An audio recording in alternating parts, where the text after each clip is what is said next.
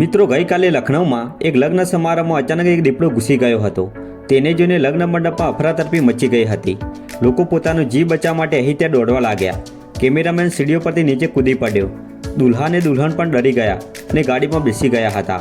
લગ્નમાં દીપડાના પ્રવેશવાના સમાચાર મળતા જ હોબાળો મચી ગયો હતો।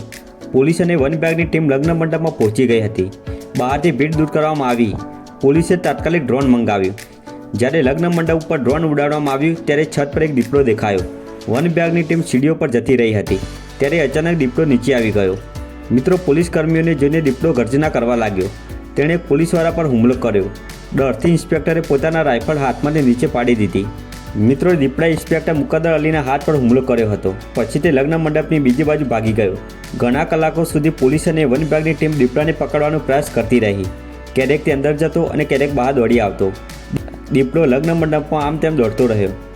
મિત્રો, ખૂબ જ મુશ્કેલીથી વન વિભાગની ટીમ જ્યારે દીપડાને પકડવા માટે અંદર ગઈ ત્યારે તે અચાનક સીડીઓ પરથી નીચે આવ્યો અને ટીમ પર હુમલો કર્યો।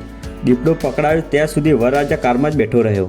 પોલીસ અને વન વિભાગની ટીમ રાત્રે 10 વાગે પહોંચી અને રાત્રે 2 વાગે દીપડાને પકડી શક્યા।